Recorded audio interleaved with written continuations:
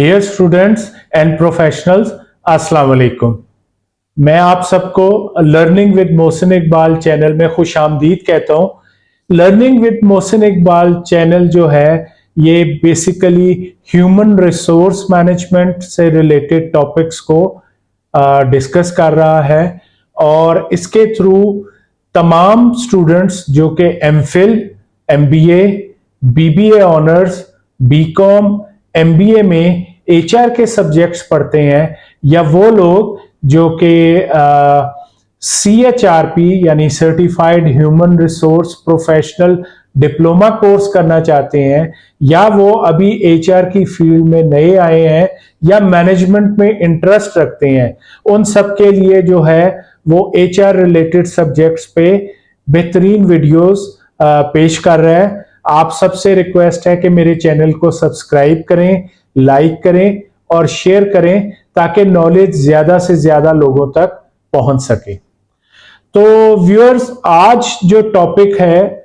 वो हमने सिलेक्ट किया है ग्रेजुटी। ग्रेजुटी भी एक टर्मिनल बेनिफिट है। याद रखें कि जब मैं टर्मिनल बेनिफिट कहता हूं तो इसका मतलब है कि गवर्नमेंट ऑफ पाकिस्तान ने प्राइवेट सेक्टर के इदारे में जो लोग काम करते हैं उनको ये फैसिलिटी प्रोवाइड की है कि जब वो रिटायर हों तो उन्हें कुछ ना कुछ बेनिफिट मिले। अब वो बेनिफिट किस सूरत में हो सकता है? जैसा कि मैंने लास्ट लेक्चर जो कि मेरा प्रोविडेंट फंड के बारे में है उसमें भी आपको बताया था कि गवर्नमेंट ऑफ पाकिस्तान कहती है कि अगर तो कोई इंडिविजुअल गवर्नमेंट सर्विसेज में काम कर रहा है तो उसको पेंशन मिलेगी। अगर कोई भी इंडिविजुअल किसी भी प्राइवेट कंपनी में काम कर रहा है तो उसके पास दो ऑप्शन है जो कि उसको रिटायरमेंट पे मिलती हैं। या तो वो कंपनी उसको प्रोविडेंट फंड देगी या फिर वो कंपनी उसको ग्रेजुटी देगी। और बास कंपनीज में यह भी होता है कि कोई एक legal benefit as a terminal benefit दे दिया जाता है और जो दूसरा बेनिफिट है वो in good faith, in good will और अच्छी कंपनी शो करने के लिए उसको भी ऑफर कर देते हैं। अब आज के टॉपिक ग्रेजुटी को हम डिस्कस करेंगे कि ग्रेजुटी क्या होती है, इसको कैसे, कितनी टाइप्स में हम डिस्कस करते हैं, इसको कैसे कैलकुलेट कर लिया जाता है और कौन से लॉज इस पे कवर होते हैं और क्या पूरे पाकिस्तान में लॉज सेम हैं या डिफरेंट हैं, कितने लोग हैं जो किसी भी कमर्शियल ऑफिस में या ऑफिस में हो तो ग्रेजुटी एप्लीकेबल हो जाती है और कौन सी ऐसी इंडस्ट्रीज हैं या फैक्ट्रीज हैं कि वहां पे कितने मिनिमम नंबर हो कि वहां पे हमें ग्रेजुटी देनी पड़ती है। तो ये सब चीजों को आज हम डिस्कस करेंगे। तो सबसे पहले मैं आपसे बात करता हूं कि व्हाट इज ग्रेजुटी। अगेन मैं रिपीट करता हूं कि gratuity is a legal benefit and it is a retirement benefit and government of Pakistan has made it for private organizations, workers और staff। जैसा कि हमने प्रोविडेंट फंड में डिस्कस किया था कि एक सर्टेन अमाउंट जो है वो एम्प्लॉय कंट्रीब्यूट करता है प्रोविडेंट फंड में और सेम अमाउंट प्रोविडेंट फंड में जो है वो एम्प्लॉयर कंट्रीब्यूट करता है। तो क्या ग्रेजुटी में क्या होता है? इसका बड़ा सिंपल सा रूल है for understanding. Gratuity is linked with the number of year service, the number of year service multiply by your last salary. इसको मैं बड़ा उर्दू में आसान कर देता हूं कि जब आप जितने भी साल किसी कंपनी में काम करते हैं और जब आपकी सर्विसेज एंड होती हैं तो जो लास्ट सैलरी है वो और नंबर ऑफ ईयर अगर हम उसको मल्टीप्लाई कर दें तो वो आपकी amount as a terminal benefit आपको मिल जाती है। अच्छा, अब थोड़ी सी कुछ लीगैलिटीज हैं तो वो भी आपसे शेयर कर देता हूं ताकि आपको पता हो। देखें, आप किसी भी कंपनी में ग्रेजुटी के लिए कब एलिजिबल होंगे या अहल होंगे या कब आपको ग्रेजुटी मिलेगी, तो याद रखें कि किसी भी प्राइवेट कंपनी में अगर आप कम से कम 1 साल की सर्विस पूरी करेंगे तो आपको ग्रेजुटी दी जाएगी। ठीक है, यानी आपकी कंटिन्यूअस सर्विस हो, सर्विस में ब्रेक नहीं आना चाहिए, और जो आपकी सर्विस है वो कम से कम 365 डेज या पूरे कंप्लीट 1 ईयर की हो जाती है, तो वो कंपनी अगर आपको ग्रेजुटी देगी तो जो 1 साल के बाद आपकी सैलरी है वो आपको मिल जाएगी।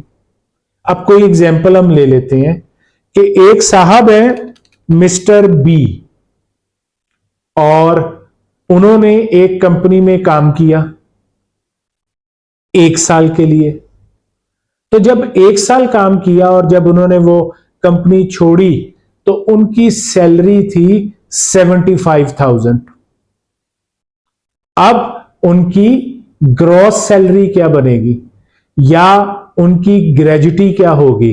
तो देखें, जो उनकी सैलरी है वो थी 75,000 और उनकी सर्विस के ईयर कितने हो गए? 1। तो आप क्या करेंगे? 75,000 मल्टीप्लाई बाय 1, तो 75,000 रुपीज उस इंडिविजुअल की या उन साहब की या उन मोहतरमा की अमाउंट उनको एज ए ग्रेजुटी दी जाएगी। क्लियर है ये पॉइंट? अच्छा जी, यहां पे एक पॉइंट आता है कि अगर कोई भी इंडिविजुअल 1 साल से ज्यादा करे तो क्या होगा? मिसाल के तौर पे एक इंडिविजुअल 1 साल और 6 माह फुल सर्विस करता है, अब उसकी ग्रेजुटी क्या होगी? तो याद रखें, जब कोई एम्प्लॉय 1 साल और 6 माह कंप्लीट करेगा तो फिर उसको ग्रेजुटी कितने 1.5 साल की मिलेगी? नहीं, उसको ग्रेजुटी 2 ईयर्स की मिलेगी। और अगर वो 2 ईयर काम करेगा तो उसको 2 ईयर्स की मिल जाएगी।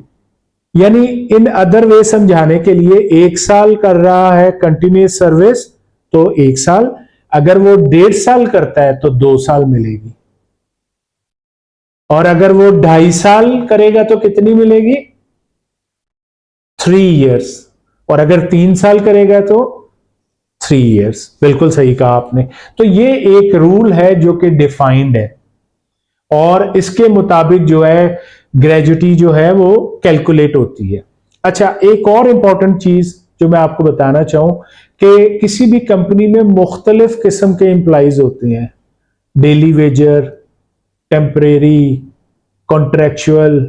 तो जो हम ये बेनिफिट देते हैं, टर्मिनल बेनिफिट देते हैं, ये देते हैं हमेशा परमानेंट एम्प्लॉइज को। अगर वो परमानेंट एम्प्लॉय है तो उसको ये बेनिफिट दिया जाएगा। अच्छा जी, उसके बाद अगर हम समझें तो जिस तरह प्रोविडेंट फंड में हमने कहा था 3 टाइप ऑफ प्रोविडेंट फंड है, स्टैट्यूटरी या गवर्नमेंट है, रिकग्नाइज है या अनरिकग्नाइज है। तो क्या ग्रेजुटी में भी कोई टाइप्स हैं? तो बेसिकली 2 टाइप्स हैं जो नॉर्मली डिस्कस होती हैं। One is called approved gratuity and the second one is called unapproved gratuity. अब ये अप्रूव्ड ग्रेजुटी क्या है और अनअप्रूव्ड ग्रेजुटी क्या है? सबसे पहले मैं आपको बताता हूं अप्रूव्ड ग्रेजुटी क्या है। कि registered with tax authority is called approved gratuity, और if the gratuity is not registered with tax authorities then we call it unapproved gratuity. Okay जी, नेक्स्ट है कि when not given to permanent employee. क्या ऐसा हो सकता है कि हम किसी परमानेंट एम्प्लॉय को, वो कंटिन्यूअस तो सर्विस करता है लेकिन at the end of the service हम उसको ग्रेजुटी नहीं देते या ये टर्मिनल बेनिफिट नहीं देते, क्योंकि ये क्वेश्चन था मुझसे किया गया था, इसलिए मैंने इसको भी इस लेक्चर में शामिल कर लिया। तो इसका जवाब है, अगर कोई भी इंडिविजुअल वो काम कर रहा है तो हम उसको ग्रेजुटी नहीं देंगे। मैंने लफ्ज कहा है नहीं देंगे, अभी मैंने ये नहीं बताया क्यों नहीं देंगे। तो वो क्वेश्चन है कि भाई एक आदमी है, अगर उसने 5 साल सर्विस की है तो आप उसको ग्रेजुटी क्यों नहीं देंगे? तो याद रखें, if the employ is terminated due to misconduct, if the employee is terminated due to misconduct, तो उस सूरत में हम उसको टर्मिनेशन की बेस पे ग्रेजुटी नहीं देंगे। याद रखें, और आपको ये चीज एक दफा फिर बता देता हूं, किसी भी कंपनी में जब आप कंपनी छोड़ते हैं तो एक होता है वॉलंटरीली रिजाइन, अपनी मर्जी से अपनी ख्वाहिश से आप रिजाइन दे देते हैं, आप पे कोई चार्ज नहीं है, आप पे कोई कह लें कि इल्जाम नहीं लगा, तो वॉलंटरीली रिजाइन उस सूरत में तो है। लेकिन जब हम कहते हैं कि आपको टर्मिनेट किया गया है, जबरदस्ती या जॉब से निकाला गया है, और खासकर मिसकंडक्ट में, तो उस सूरत में यस ग्रेजुटी नहीं बनती। ओके जी, अब यह है कि कितने कम से कम लोग हों किसी भी ऑफिस में या कमर्शियल ऑफिस में और किसी भी इंडस्ट्री में, तो ये एप्लीकेबल हो जाता है कि हम उसको ग्रेजुटी दें। तो इसके लिए अगर मैं आपसे शेयर करूं कि पंजाब, बलूचिस्तान और ICT territory, ICT I am sure आपको याद होगा, ICT is an abbreviation of Islamabad capital territory. जैसा कि आपने देखा होगा कि मिनिमम वेज 32,000 एप्लीकेबल हो गया है, लेकिन जो नोटिफिकेशन है मिनिमम वेज 32,000 का, उस पे लिखा होता है एप्लीकेबल फॉर आईसीटी ओनली, जिसका मतलब है कि ये जो एरिया इस्लामाबाद कैपिटल टेरिटरी का है ये सिर्फ उसमें वैलिड है। सॉरी। अच्छा जी, अब पंजाब, बलूचिस्तान और इस्लामाबाद कैपिटल टेरिटरी में स्टैंडिंग ऑर्डर के मुताबिक अगर तो कोई ऑफिस है या कोई कमर्शियल ऑफिस है तो उसमें कितने लोग हों कि ग्रेजुटी गवर्नमेंट ऑफ पाकिस्तान कहती है एप्लीकेबल होगा, that is called minimum 20 employees. और अगर हम किसी फैक्ट्री या इंडस्ट्रियल पॉइंट की बात करें तो उस सूरत में पंजाब, बलूचिस्तान और आईसीटी के लिए मिनिमम 49 एम्प्लॉइज रिक्वायर्ड होते हैं कि उस पे जो है वो एप्लीकेबल हो जाता है कि वो ग्रेजुटी जो है वो ऑफर करे। इसी तरह अगर आप सिंध में आए या केपीके में चले जाएं तो, या गिलगित बल्तिस्तान में चले जाएं तो वहां भी स्टैंडिंग ऑर्डर है, और उसके मुताबिक केपीके और सिंध में किसी भी कमर्शियल ऑफिसेज में मिनिमम 10 एम्प्लॉइज पे जो है ग्रेजुटी एप्लीकेबल है, और किसी भी फैक्ट्री या इंडस्ट्रियल यूनिट में जहां पे मिनिमम 20 एम्प्लॉइज हो तो वहां पे ग्रेजुटी जो है एप्लीकेबल होगी। अब ये आता है कि हम इसको ग्रेजुटी को कैसे कैलकुलेट करें। अगर हम सिंध की बात करें, जो प्रोविंस ऑफ सिंध है, उसमें तो बड़ा क्लियरली उन्होंने बता दिया है कि 1 मंथ सैलरी, जिसका मतलब 30 डेज होता है, और उसका बड़ा सिंपल है कि आपने क्या करना है कि लास्ट ग्रॉस सैलरीज लेनी है और उसको नंबर ऑफ ईयर से मल्टीप्लाई कर देना है। किसी भी पूरे महीने की तनख्वाह लें और उसको नंबर ऑफ ईयर से मल्टीप्लाई करें। एग्जाम्पल कर लेते हैं, एक एम्प्लाई है जिनकी जो लास्ट सैलरी है वो 1,20,000 है, यानी जब वो रिटायर हुए या उन्होंने कंपनी रिजाइन किया तो उनकी तनख्वाह है 1,20,000। अच्छा जी, और उन्होंने कंपनी में सर्विस की 10 साल, तो अब हम उनकी ग्रेजुटी कैसे कैलकुलेट करेंगे? 120,000 या 1,20,000 मल्टीप्लाई बाय 10, तो ये बन जाता है 12 लाख रुपए, 1.2 मिलियन। ये उनको एज ए ग्रेजुटी दिया जाएगा। अच्छा, यहीं पे एक स्टूडेंट ने कहा था कि सर इसको थोड़ा सा टेक्निकल भी बता दें ताकि हमें क्लियर हो। एक साहब है, उनकी तनख्वाह है 50,000। कितनी तनख्वाह है? 50,000। लेकिन उन्होंने काम किया है 1 साल 6 माह, तो हम नंबर ऑफ ईयर्स में क्या लेंगे? याद करें, मैंने शुरू में लेक्चर में बताया आपको। यस, 1 साल 6 माह के लिए हम 2 ईयर्स लेंगे, मल्टीप्लाई बाय 2, तो 1 लाख रुपए उन्हें ग्रेजुटी मिलेगी। तो ये जरूर आपने याद रखना है कि मोर देन 1 ईयर और एटलीस्ट 6 मंथ हो तो हम 2 ले लेंगे। ठीक है, तो ये तो था प्रोविंस ऑफ सिंध के लिए कि जिसने डिफाइन कर दिया है कि 1 मंथ सैलरी। लेकिन अगर हम बाकी जगहों पे देखें तो स्टैंडिंग ऑर्डर में जो है वो क्लियरली 1 मंथ नहीं लिया गया। उस सूरत में हमें जो है पहले क्या करना पड़ेगा कि हमें कैलकुलेट करना पड़ेगा उनका जो पर रेट आएगा, और रेट को हमें नंबर ऑफ ईयर से मल्टीप्लाई करना पड़ेगा। लेट्स सपोज, अब मैं आपको बताता हूं कि स्टैंडिंग ऑर्डर ये कहता है कि 26 डेज सैलरी, तो इसमें हम क्या करेंगे? जो भी ग्रॉस सैलरी है, जो भी ग्रॉस सैलरी है उसको किससे डिवाइड करेंगे? 26 से।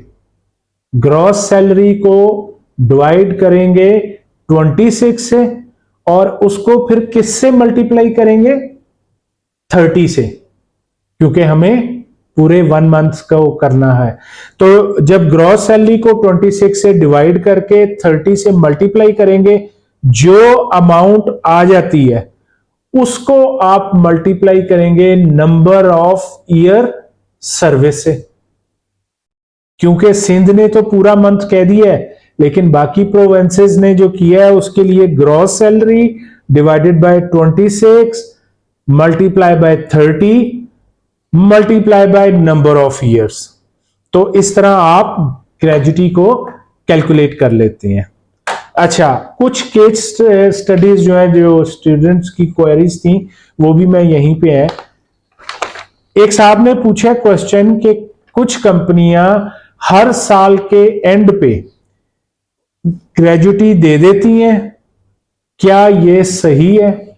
अच्छा, याद रखें, ग्रेजुटी जो है मैंने आपको बताया टर्मिनल बेनिफिट है, जिसका मतलब है जब किसी की सर्विस खत्म हो तो उसको ये बेनिफिट दें।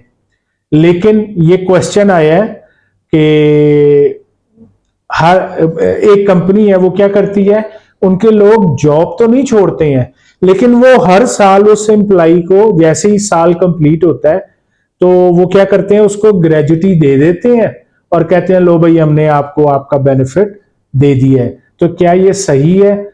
ये बिल्कुल गलत है। कैसे गलत है?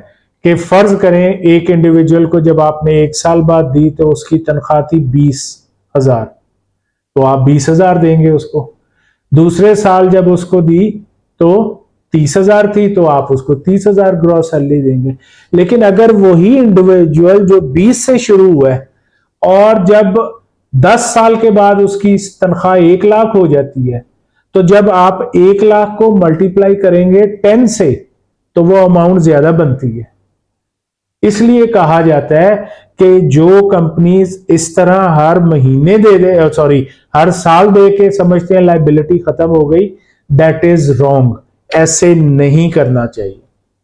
उसके अलावा एक और इंपॉर्टेंट क्वेश्चन है कि अगर एक कंपनी जो है वो सारा साल मेहनत होती है, लोग आते हैं, एम्प्लाई काम करते हैं, एफर्ट्स करते हैं, वर्कर भी काम करते हैं, तो उसके बाद खुदा ना खास्ता कंपनी का जब रिजल्ट आता है तो वो लॉस में होती है, तो क्या अगर कंपनी लॉस में हो तो ग्रेजुटी नहीं दी जाएगी?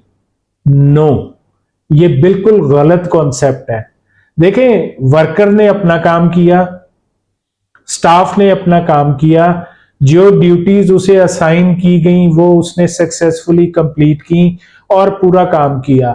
इसलिए जो उसका लीगल बेनिफिट है वो टर्मिनल बेनिफिट उसको जरूर मिलेगा, चाहे कंपनी लॉस में हो। ये तो कंपनी के loss is something else, gratuity is something else. यही तो गवर्नमेंट ऑफ पाकिस्तान ने सेफ्टी दी है लोगों के लिए। तो अगर किसी का ये क्वेश्चन है, सर मैंने तो मेहनत की थी लेकिन कंपनी लॉस में हो गई, इसका कोई ताल्लुक नहीं है, आपको ग्रेजुटी मिलेगी।